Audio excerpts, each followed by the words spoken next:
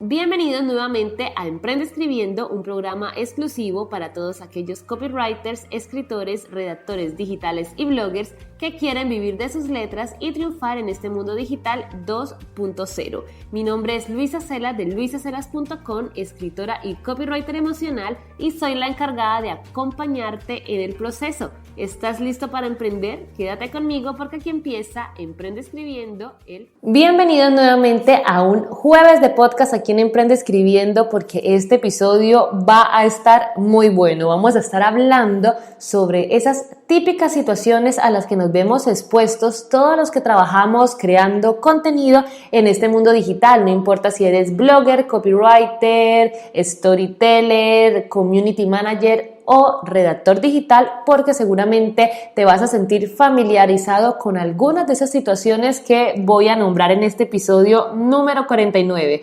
Pero antes, déjame darte la bienvenida a este podcast. Si es tu primera vez por aquí, espero que te guste y que todos los jueves, o bueno, todas las semanas, te conectes conmigo para escuchar o descubrir un nuevo tema que te va a ayudar a sacar ahí todo el poder de las palabras a favor de tu negocio. Y si todas las semanas me escuchas y eres un oyente fiel, pues me encanta tenerte nuevamente por aquí y que me estés escuchando desde cualquiera de las plataformas en las que está disponible el podcast. Pero antes de empezar, recordarte que tienes un montón de información disponible en mi página web luisacelas.com, en mi blog y en mi podcast, que puedes irte a los 48 episodios que he hecho, porque bueno, hay muchas entrevistas de valor con profesionales del medio y también episodios que he hecho a solas dándote mis consejos personales sobre copywriting, marketing de contenidos y por supuesto mi amado storytelling. Así que nada, puedes irte, ponerte al día con todos los episodios, usar aquellos que consideres que en este momento te hacen falta y bueno, contarme qué te parece y también, ¿por qué no?, darme ideas para nuevos episodios, porque me encanta crear cosas que sean útiles para mi comunidad. Así que cualquier cosa, soy toda oídos. También en mi web puedes encontrar mis 3 servicios bases, que son Copywriting Web para escribir los textos de la que será tu casita virtual, estrategias de contenido para blog y redes sociales y consultoría de contenido de 90 minutos personalizada para encontrar cuál es ese ingrediente secreto que le hace falta a tu comunicación para brillar en Internet. También tengo mi nuevo recurso gratuito, que es una masterclass para crear ese plan de marketing de contenidos para este año 2020, así que también la puedes descargar ahí. Pero bueno, vámonos a el momento favorito del episodio, que es cuando ya empiezo a hablar sobre la temática, porque hoy estoy que me hablo con estas 8 situaciones que seguramente vivirás si quieres trabajar como redactor freelance. Esto de trabajar como redactor, como copywriter, tener tu propio tiempo, muchas veces suena como un sueño, ¿no? O sea, vivir de escribir, conocer proyectos interesantes, conocer a las personas que están detrás de esos proyectos, gestionar nuestro propio tiempo, trabajar desde cualquier lugar del mundo, incluyendo nuestra propia casa, y bueno, tener todas las bondades de eso, de ser nuestros propios jefes. Yo creo que ¿qué más se le puede pedir a la vida? Sin embargo, en la medida en que la profesión va avanzando y nos vamos dando cuenta de lo que realmente implica ser un redactor freelance, empezamos a ver que no todo lo que brilla es oro y que hay situaciones casi obligatorias que todos los creadores de contenido tenemos, así sea una vez. Así que vamos a empezar con esa primera situación, que es precisamente el darnos cuenta que nuestros precios están muy por debajo del mercado. Bueno, ¿a quién no le ha pasado?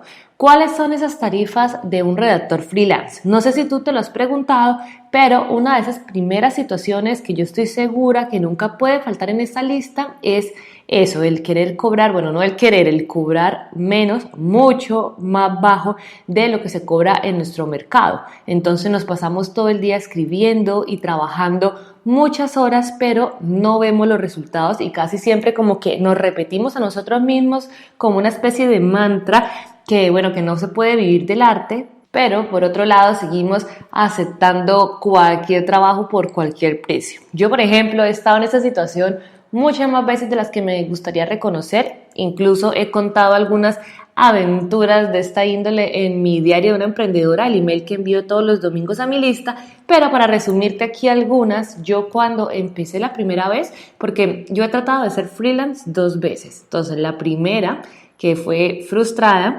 empecé cobrando 10 euros por artículo de hasta 1000 palabras, lo cual es una locura hoy en día, cuando muchos de mis, no sé, colegas estaban cobrando a lo mejor 50 euros, 70 euros, casi 100 euros. Hay personas que cobran hasta 100 euros o más por artículo y yo estaba cobrando en ese momento 10 y habían clientes que ni me los pagaban. Como te imaginarás, estuve 2 meses en ese intento de ser mi propia jefe, pero bueno, no me daba ni para pagar la mitad de mis facturas, así que no tuve otra opción que buscar un trabajo de oficina con un sueldo estable y bueno, dejar este sueño, ¿no? de ser freelance aparte hasta que lo volví a retomar 2 años después, que es justamente a partir del año pasado. ¿Cuál es mi consejo aquí? Mi consejo es que averigües cuáles son los precios promedio que se mueven en tu mercado. ¿Cómo puedes hacer esto? Muy fácil. Habla con colegas a los que les tengas confianza y también que sean personas que no tengan problema en decir tus tarifas. Por ejemplo, a mí cuando me preguntan personas, bueno, que hacen lo mismo que yo, más o menos cuánto cobro por mis servicios, yo no tengo ningún problema en decirlos porque yo creo que es una manera en la que nos podemos colaborar todos para todos estar ofreciendo, digamos, en promedio los mismos, las mismas tarifas, porque si alguien cobra menos o mucho menos, no solo se está perjudicando a él mismo o a ella misma, sino a todos los que trabajamos en estos temas de la escritura digital, ¿no? Entonces, por ejemplo, digamos que un redactor digital normalmente cobra 70 euros por artículo de 1000 palabras. Pero si tú ves que, por ejemplo, esa persona que cobra 70 incluye la optimización SEO, maqueta el artículo en el WordPress o en cualquier plataforma donde tengan alojado el blog y bueno, que llena todo lo del título, tag, la metadescripción y tal, y tú no lo haces, pues obviamente tú tienes que descontar de esos 70 eso que no estás haciendo para cobrarle al cliente un precio que sea justo de acuerdo a lo que tú haces. Entonces, siempre que vayas a poner precios, yo te recomendaría pensar siempre cuánto cobra un redactor en tu mercado, qué es lo que incluye tu trabajo y cuánto te toma a ti hacer ese trabajo, o sea, cuánto es el tiempo que tú inviertes en ese trabajo y de ahí saca una tarifa que sea justa tanto para ti como para tu cliente. La segunda situación es no saber vendernos como un escritor profesional y terminar con esa etiqueta de redactor low cost. Ya sabemos que crear textos para otros, textos que venden para otras personas, pues es mucho más fácil que muchas veces vendernos a nosotros mismos, pero cuando somos nosotros los que necesitamos esos clientes, a veces no sabemos cómo hacerles entender que nosotros somos la mejor opción, ni mencionar como todas las cosas que hacen que nuestro trabajo sea de calidad y sea bueno. Entonces, en ese miedo de no saber vendernos, vuelve el punto anterior y es que terminamos trabajando y haciendo muchas cosas por un precio que muchas veces es irrisorio y nos ganamos esa etiqueta de low cost. Entonces, la gente no está hablando de contrata a esta persona porque hace un trabajo maravilloso, sino contrátala porque es barato o barata. Y esto es muy malo para nosotros a futuro, sobre todo porque a quién le gustaría que lo reconocieran como eso, con una etiqueta como la de ser un profesional low cost. Esto ya sabemos que lo barato muchas veces se asocia con falta de calidad y seguramente que eso no es lo que tú quieres. Así que mi consejo en este punto es que trabajes tu autoestima y tu falta de confianza. A todos nos pasa, yo también es algo que trato de trabajar muchísimo en mí porque claro, hay días en que uno se siente más vulnerable y que, bueno, que nos llama un cliente y obviamente nos pide muchísima rebaja y si ese mes a lo mejor las cosas no están yendo tan bien como quisiéramos, pues seguramente terminamos haciéndolo. Pero muchas veces yo me pongo a pensar y digo como, por ejemplo, cuando les conté lo de que cobraba 10 euros, dije, menos mal y no me funcionó la cosa, ¿sí? Que no me pagaban ni los 10 euros y me tocó rendirme y empezar a trabajar por cuenta ajena, porque si no, seguramente me hubiese quedado en esa etiqueta de Luisa hace artículos a 10 euros y eso no es lo que yo quiero. Entonces, hoy en día puedo decir que ya manejo unas tarifas que son justas para la calidad del trabajo que yo entrego, y que eso cada día construye un poco más de la confianza de saber cuándo decir no y de saber cuándo decir como esos son mis precios, si me contratas voy a hacer lo mejor que pueda y te voy a dar más de lo que espera, pero no puedo bajar, ¿no? Entonces yo creo que aquí en el emprendimiento como tal hay que trabajar muchísimo nuestra propia autoestima, nuestra confianza, nuestro merecimiento para saber cuándo subir precios y creer en nosotros, porque si tú no crees en ti, ¿cómo puedes esperar que otras personas sí lo hagan? La tercera situación es precisamente cuando hay personas que no respetan nuestros trabajos. Entonces, hay muchas personas que pueden preguntarnos como, ¿escribir es un trabajo? No, en serio, dime a qué te dedicas. No sé si les ha pasado, muchas veces es familia, muchas veces son amigos que no entienden que nosotros sí estamos trabajando cuando estamos a lo mejor escribiendo algo en el ordenador estando en nuestra casa, o cuando estamos en Instagram, por ejemplo. A mí me pasa mucho que muchas veces, pues claro, por mi trabajo, o sea, yo hago estrategias de contenido para redes sociales, entonces tengo que estar en redes sociales, tengo yo que crear. Para mí, la base de mi negocio también ha sido en cierta parte Instagram. Entonces, obviamente yo le dedico unas horas al día, dedico mi tiempo también a crear contenido para Instagram, y muchas personas pueden ver como, Luisa, o sea, todo el tiempo veo que estás publicando cosas, haciendo stories, y como que no entienden que eso es parte también de las funciones de nuestro trabajo, de nuestra marca, de nuestra visibilidad, y creen es que estamos ahí mirando la vida de los demás únicamente. Entonces, también tenemos situaciones como que los amigos no recurran a nosotros cada vez que necesitan escribir, desde cartas al novio hasta que proponernos que escribamos la historia, el libro de su vida, porque obviamente tienen vidas muy interesantes que nosotros podemos escribir, pero siempre obviamente gratis.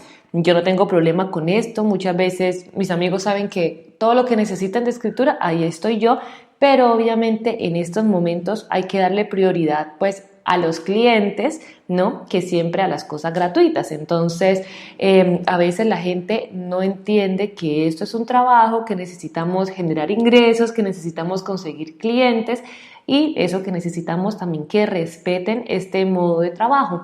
Cuando viajamos, que eso ya lo hablé en el episodio de Traviajar, que cuando yo viajo, que ya saben que trato de hacerlo una vez al mes, así sea un viaje corto, como que también siempre la gente no entiende mucho, a veces la gente no entiende que, por ejemplo, que uno tenga que, como redactor freelance o como copy freelance, que uno tiene que dedicar la mañana a ir a un café para trabajar un rato. O sea, como que uno no siempre está 24/7 en modo vacaciones, sino que hay veces en que tenemos que hacer como un stop y trabajar un poco y luego ya seguir el turismo. Entonces es como hacerle entender a los demás que escribir es un trabajo. Entonces mi consejo aquí es que tú trates de explicarle a las personas que sí, que es un trabajo, que las redes sociales también lo son, pero si no lo entienden es como no perder nuestro tiempo y energía tratando de explicar, algo que a veces no se entiende tan fácilmente, y dedicarnos a lo que realmente nos importa, que es seguir construyendo nuestras marcas personales, seguir atrayendo clientes y obviamente seguir haciendo crecer nuestros propios negocios. Yo creo que hay que dejar que el trabajo hable por nosotros, esa es la mejor manera. La cuarta situación es la pérdida de tiempo en las llamadas de descubrimiento. Las llamadas de descubrimiento son muy buenas para ver dos cosas. Una, si hay química con el cliente, porque muchas veces empezamos a trabajar con alguien con quien al final no tenemos muchas cosas en común, así que esa llamada de descubrimiento inicial nos ayuda a hablar un poco, a ver cuál es el proyecto de ese cliente, a ver un poco cómo es su personalidad y si encaja en cierta manera con lo que nosotros ofrecemos como copies o como redactores. Y la otra es obviamente para concretar ventas, porque a veces es más fácil vender cuando nos estamos viendo y cuando nosotros podemos hablar y explicar cómo trabajamos y qué hacemos, que solo enviando un email. Pero lo malo, el punto negativo de estas llamadas de descubrimiento es que a veces se nos sale el tiempo de las manos y terminamos dejando cosas importantes como trabajar para los clientes que ya nos han pagado o en nuestro propio contenido por dedicar muchísimo tiempo a personas que al final no van a trabajar con nosotros. Entonces, por ejemplo, tenemos una llamada de 20 minutos, pero se nos alarga a 1 hora. Y esto al final esta persona no quiere trabajar con nosotros y fue 1 hora de nuestro tiempo que bueno, que ha sido un poco perdida, ¿no? A mí les cuento otra experiencia que fue de esa primera vez también que traté de emprender como freelance, es que se fue toda una escuela, de verdad. También me acuerdo que tuve una llamada de descubrimiento con una chica que era para hablar de su página web. Bueno, pues yo en esa llamada yo no le pregunté qué quería, sino que yo le dije todo, le dije cómo estructurar la web, le dije qué palabras usar, mejor dicho, le di una consultoría de contenido gratuita que cuando yo colgué, nunca me vendí, nunca dije cómo yo podía ayudarla, sino que fue como, le dije todo, o sea, le dije estructura la web así, usa estas palabras asá, haz esto, enfócalo de esta manera, o sea, se lo di todo y cuando colgué la llamada yo dije, Dios, o sea, no me vendí nunca, no dije que yo podía hacerla y además le di el trabajo hecho. Entonces, por ejemplo, son pequeños errores que luego vamos entendiendo.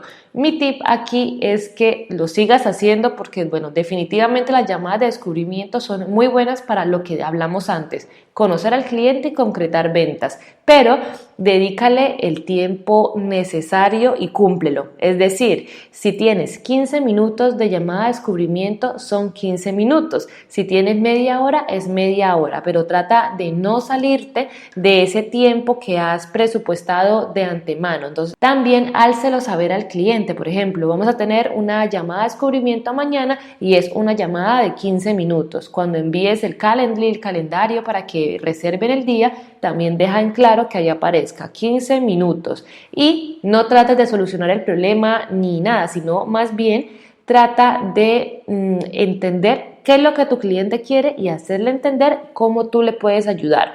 Puedes darle ideas, por ejemplo, a mí me gusta mucho cuando llegan clientes que quieren hacer rebranding, lo que yo hago es que miro la página web que ellos tienen de antemano y les doy ideas, pero de cosas a mejorar. Entonces les digo como este título se podría mejorar, este párrafo yo lo haría de diferente manera.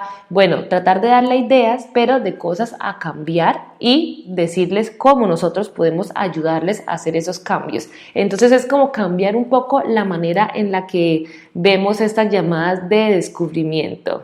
La quinta situación que pasamos todos los que nos dedicamos pues, a la creación de contenido digital es no tener ganas de escribir. ¿Sí? Hay días en que vamos a estar tan exhaustos de escribir todo el día que vamos a terminar sin ganas de escribir un post más, ya sea para otros clientes o para nuestro propio contenido. Pero esto también quiero dividirlo en dos partes. Por un lado tenemos el no tener ganas de escribir artículos para el blog de nuestros clientes, sobre todo cuando hablamos de temas que no nos gustan o que no nos interesan. Y segundo es cuando ya no tenemos ganas de escribir para nosotros mismos, ni para nuestro blog personal, ni para nuestro blog de marca personal, ni para nuestras redes sociales. Y al final terminamos sin contenido propio y eso, sin esa motivación de escribir. Entonces decimos como nos encanta escribir, no sé qué haría sin la escritura, pero al final no escribimos. ¿Esto por qué pasa? La primera situación de no querer escribir para nuestros clientes es porque como que no conectamos realmente con esos temas.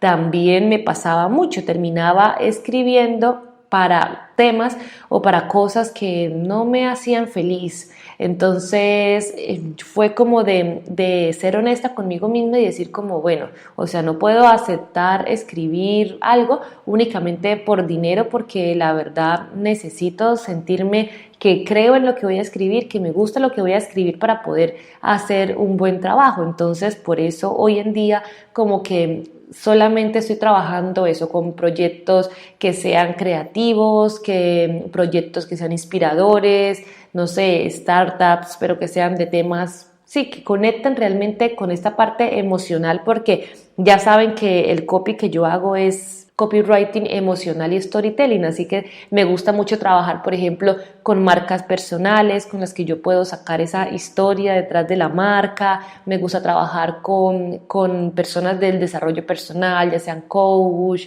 entrenadores, psicólogos. Me gusta trabajar con otras profesiones artísticas como diseñadores web, como fotógrafos, todo este tipo de personas, ¿no? que me saquen también un poco de esa rutina y también me hagan como pensar y ser más creativa con mi trabajo.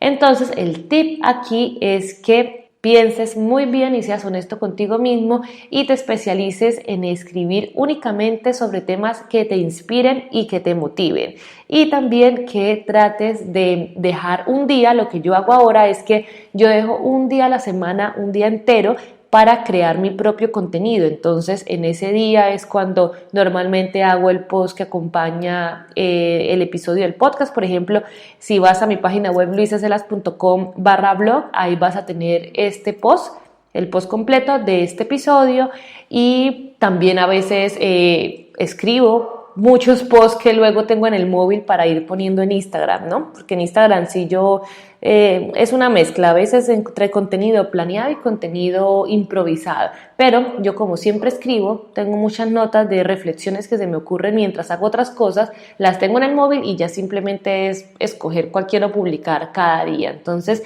te doy esos consejos que quizás te pueden venir muy bien. La sexta situación es la de que te van a pedir rebajas. Seguramente has escuchado esa palabra, esa frase de, pero si solo es una hojita, ¿no? ¿Cuántas veces no habremos escuchado esto? Otra cosa que nos ocurre muchísimo a los redactores freelance y en general, yo creo que a todas las personas que nos dedicamos a ofrecer o vender servicios en internet, es dar con personas que no valoran eso que hacemos y que dicen, pero si solo es una hojita, pero si solo son 2 fotos, pero si solo es un logo, etcétera. Las personas que se dedican a estos temas me entenderán. Justo puse un post de eso hace poco en Instagram y una coach me decía que incluso en el mundo del coaching pasa lo mismo, si solo es una sesión, etcétera. Entonces es otra situación que todos vamos a vivir, esto de que nos piden rebaja y que por debajen un poco el trabajo, sobre todo en la escritura, porque claro, la gente cree que escribir es lo más fácil del mundo, que es sentarme aquí en el ordenador y escribir lo primero que se me ocurre y ya está. Pero no se dan cuenta que siempre hay un trabajo previo detrás de todo esto, que es hacer una investigación, porque obviamente tenemos que informarnos bien sobre el tema, empaparnos bien de él para poder escribir con objetividad, para poder escribir mejor. Tenemos que hacer una búsqueda de palabras claves, por lo menos yo siempre también mezclo el SEO obviamente en todo lo que escribo porque es como el complemento perfecto, que tenemos también que dedicar un tiempo también a optimizar ese artículo, las imágenes, internal links, y si la gente quiere también que lo maquetemos y lo subamos, pues eso también es otro tiempo. Entonces, mi consejo aquí es volver al punto de arriba y nuevamente trabajar el autoestima y creer lo suficientemente en nosotros para ser de verdad muy claros con nuestro trabajo, con nuestros precios y solamente hacer descuentos porque a nosotros nos nace, porque nosotros queremos a lo mejor ayudarle a ese cliente. A mí me pasa mucho, sobre todo por ejemplo cuando tengo clientes de Latinoamérica, que yo entiendo que la conversión a veces es muy dura y en este tipo de casos suelo hacer descuentos con respecto a lo que yo cobro en euros, pero digamos que es con los clientes que yo realmente quiera trabajar y que me nace hacer algún descuento, pero nunca por obligación y nunca por el hecho de tener clientes. La séptima situación son los clientes tóxicos. Este tema da para hacer otro podcast que seguramente lo haré en algún momento porque bueno, siempre también vamos a encontrar clientes maravillosos con los que nos gustaría seguir trabajando siempre, que anhelamos que repitan nuestros servicios, pero también vamos a tener este tipo de clientes tóxicos. Lo bueno es que con el tiempo también vamos aprendiendo a reconocer quién es y quién no y ya lo logramos ver a la vista y sabemos cuándo debemos decir mejor no puedo trabajar, estoy llena, a trabajar con esas personas únicamente por el tema de dinero, ¿no? Entonces, siempre ¿Cómo reconocerlos? Bueno, normalmente son los que siempre tratan de buscar problemas, que te hacen cambiar cosas que ya te habían pedido, te la hacen cambiar nuevamente, que te hacen sentir mal, que no son comprometidos con la información que tienen que mandar, porque por ejemplo en el copy hay dos partes, una que es de mi cliente y una que es mía, y es un trabajo en equipo porque al principio me tienen que enviar mucha información, responder un cuestionario, en fin, y eso es tiempo del cliente. Si el cliente no me envía eso a tiempo, pues obviamente uno no puede empezar a hacer su parte del trabajo. Entonces a veces la falta de compromiso también puede ser un limitante muy grande a la hora de trabajar con este tipo de clientes. O, por ejemplo, personas que no te pagan o que te pagan tarde o que te pagan menos, ¿no? ¿Te suena familiar alguno de estos casos? Así que el tip en esta situación es que hagan contrato, o sea, sin contrato, nada. Yo también eso es algo que he aprendido con creces porque también me ha pasado más de una cosa desde que empecé. Entonces, lo mejor para evitar situaciones incómodas, tanto para ti como para tu cliente, es siempre, siempre tener un contrato, siempre que haya una claridad de lo que tú ofreces, de qué incluyes, de las fechas de entrega, de las obligaciones y responsabilidades tanto tuyas como de tu cliente, fechas de entrega, compromiso y todo para que evites posibles dolores de cabeza y todo esté muy claro como el agua, ¿vale? Entonces es algo que realmente te aconsejo para que no te pasen este tipo de situaciones tan malucas. Y la última situación, bueno, la última de este episodio porque podría continuar, es que hay clientes que muchas veces esperan más de lo que tú haces o que esperan más de lo que pagan. Pongamos un ejemplo metafórico. Voy a un hotel de 3 estrellas y espero que sea la atención y que la acomodación y todo sea como si yo estuviese pagando uno de 5 estrellas, ¿no? Ya sabemos por dónde va el agua al molino. A mí no me ha pasado mucho, creo que solo me ha pasado una vez, que fue, por ejemplo, con una clienta que hice un copy y como a la semana me dijo como que no sabía si era el copy el que no funcionaba o qué, porque bueno, llevaba una semana con el copy y no había recibido muchas visitas. Obviamente uno no puede echarle la culpa ni al redactor digital, ni al copy, ni a nada de esto, porque nuevamente escribir es una cosa, pero la promoción es otra. Y hay muchas cosas que juegan como complemento. Por ejemplo, si uno escribe una página y la deja ahí, no es lo mismo a si tú la estás moviendo, si tú tienes una estrategia en redes sociales para potenciar esa página que ya ha sido creada, porque ya sabemos que las estrategias de contenido son a largo plazo. Si no has escuchado el episodio de este tema, también lo tienes ahí en la plataforma en la que me estés escuchando. Ahí tienes ese episodio de cuánto tarda en funcionar una estrategia de contenido, donde cuento que, bueno, normalmente es de 6 meses a 1 año, así que para agilizar un poco ese proceso hay que tener muchas cosas como trabajar la visibilidad en redes sociales, compartir el contenido en otras plataformas, por ejemplo, en Instagram, en LinkedIn, en YouTube, crear un podcast, muchas cosas para agilizar ese proceso de que la gente nos pueda conocer y pueda llegar a nuestra página, compartirlo en grupos de Facebook, de pronto pagar ads, entre otras cosas, por lo que es un trabajo nuevamente en conjunto. No vas a tener resultados en un copy a la semana ni al mes. Entonces, obviamente hay clientes que como que esperan que eso sea escribir y ya 10 clientes y producir 5 cifras por el escrito, y eso también es algo que se ha afectado mucho por esto de escribir para vender, ¿no? Pero entonces yo creo que hay que ser muy claro, ser también honesto con el cliente y decirle como lo que pueden esperar. Yo siempre que tengo un cliente de copy, al final tenemos como una sesión de contenido que doy de manera gratuita por el trabajo, es como mi valor añadido, y ahí mismo yo le explico algunas estrategias que puede hacer para potenciar eso que ya trabajamos en el copy cuando ya la persona tenga que irse, ¿no?, a hacer su trabajo por sí misma. Entonces, chicos, estas son las 8 situaciones por las que pasarás si tú también quieres trabajar como redactor freelance o que seguramente ya has vivido. Me encantaría saber si has tenido alguna de estas, cuál de estas 8 situaciones es la que más te ha ocurrido y cómo lo has gestionado. Hoy hablamos de estas cosas un poco negativas, pero de todas maneras ya sabemos que este trabajo es lo mejor del mundo, que también tiene beneficios grandísimos. Para mí ha sido mi mejor decisión. Ya casi voy a cumplir un año desde que fue mi último día trabajando por cuenta ajena, que fue un 7 de febrero justamente. Así que voy a cumplir eso, un año trabajando 100% freelance y viajando mientras trabajo. Entonces para mí ha sido un cambio de vida súper bonito, súper especial, y estas situaciones que pueden parecer negativas se disuelven y se borran cuando pienso en todas las cosas buenas que el emprender como escritora me ha dado. Entonces espero que te haya gustado el episodio, que también te hayas reído al recordar situaciones que te hayan pasado, porque lo bueno es que después de un tiempo hasta las malas anécdotas se convierten en reflexiones que podemos compartir en nuestro contenido con nuestra comunidad, o en cosas que nos hacen reír porque nos hacen ver qué tanto hemos crecido desde entonces.